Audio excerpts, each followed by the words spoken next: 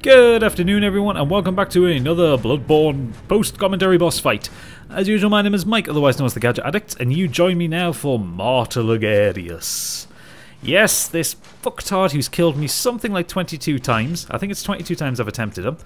I hated this fight with an utter passion because he's just such a fucking dickhead, and this is the first time I actually managed to get a co-op partner who was actually any good. So when you go through the boss fog, the first thing that you want to do is run to the side, use the pillars for protection because he's going to start spamming you with a bit of magic. There he goes, he's firing it off now. Now that thing that he's firing there has an area of effect attack, so you want to be careful even when it hits the pillars. You also want to be careful of the skulls that he throws because you'll see in a bit they do literally take off half my health. And I've got a feeling that it's a percentage, it's not an amount, because in the time I've been fighting this guy, I've put a lot of points into HP, and each time it takes off a half health, so I've got a feeling it is percentage rather than a set amount of points. Now, when he's doing his melee attacks, in fact no, before we get to that, as you can see I'm using the Saw Spear at the minute, which has a fire gem in it, and I was doing absolutely no damage to him. Look at that, 50 damage in fact. So at this point I decided to go to my plus 8? It's either +7 or +8. Holy Blade. Now it would seem that Logarius has a slight weakness to Holy. As you can see, my compatriot there is using a Holy Blade as well. He's using it in its extended form. Sorry about that. But I'm using it in its short form because I want to use the gun as well. Because you can parry him when he does his physical attacks. I don't actually manage to parry him. But yeah, you get the idea.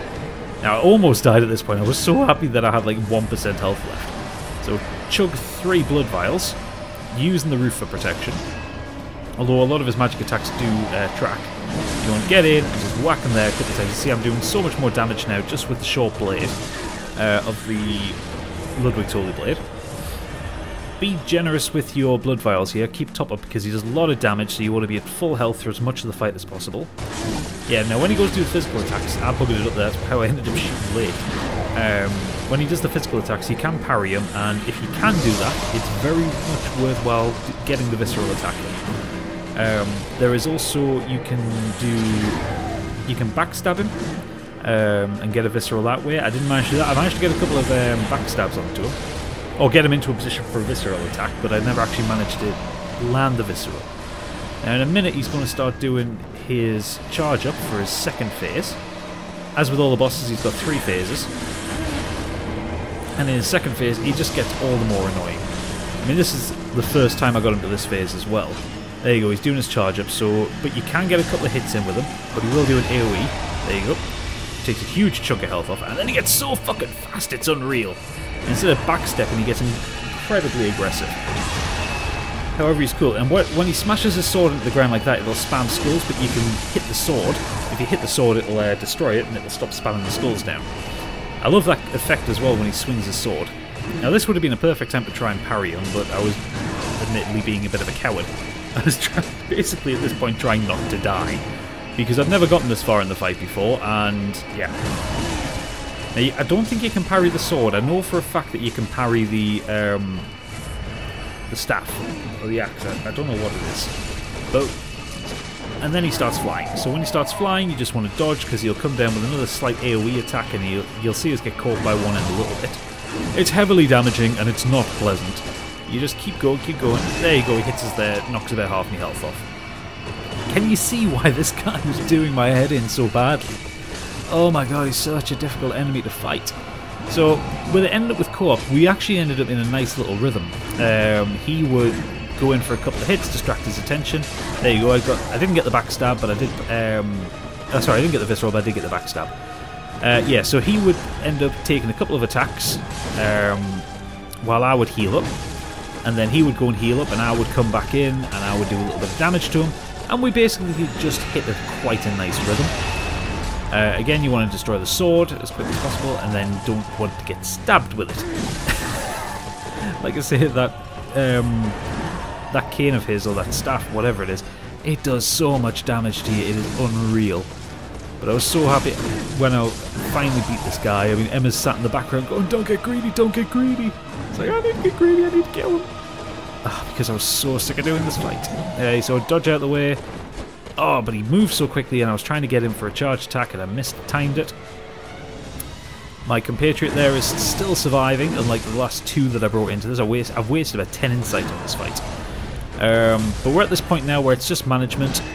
We've seen all the attacks that he's capable of, so you just want to get in, you just want to catch a hit while you can. I think that's the key thing. Unless you're an absolute pro at parrying, you just want to be careful with him. Stay away from, kind of avoid him. Let him attack and then you go in for a counter. In fact, you want to treat this like a boss in Dark Souls, because aggression is not going to win this fight for you.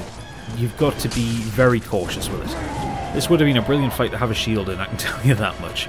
The other issue is, when he does the flying thing, you lose the lock on him, so it's very hard sometimes to work out where he's gone. And that can leave you open for an attack from the rear, so you want to be very careful. We're getting in there for the last couple of hits, and... oh, out of the way, and then he's down! Oh, got the bastard eventually. And I was cheering, I had my hands in the air with the pad in my hands. It was so good. So the boss is done, but there's one more bit that I want to show you here, which is basically finishes off Cainhurst Castle. So you light the lamp, but Logarius drops a crown. So you want to pick up the crown. It's called, what's it? Oh, I didn't even see the name of it there. The crown of something or other. Where is it? Crown of Illusions, that's it. So you put the crown on and head towards where Logarius' throne was, where he was sat. Look at all that blood.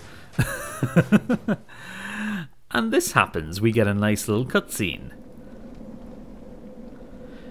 Now, I'm playing this on the new patch as well, and I've got to say that the patch is so much...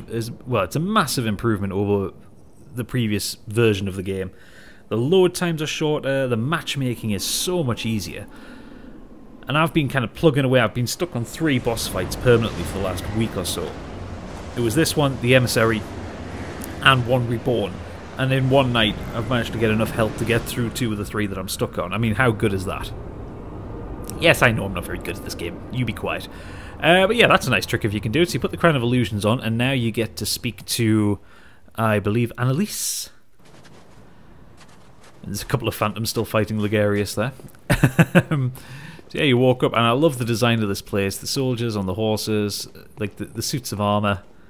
It just looks fantastic. I was kind of peering around to see if there were any hidden items here, because obviously this is part of my walkthrough. So I want to see if there are. I know there is one up above, which is called the Cainhurst, the Unopened Summons. You get a couple of insight for walking in here. But here lieth our throne. I claim no subjects, but here lieth our throne. Kneel before us. Or get thee gone. Or get thee gone. Basically saying bugger off. There's a lamp in here, so you can walk back here. This is one of the covenants in the game, actually. This is the Vile Bloods. But I'm not going to join the covenant. I'm having a covenant-free run in this case. So there is the Unopened Summons. And in my next episode, I'm going to give this to Alfred, and you'll see what he does with that, because remember, he's an executioner. And we'll talk to Annalise. Visitor. Moon-scented hunter.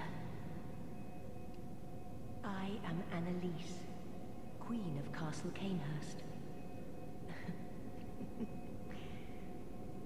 Ruler of the Vile Bloods, and sworn enemy of the Church.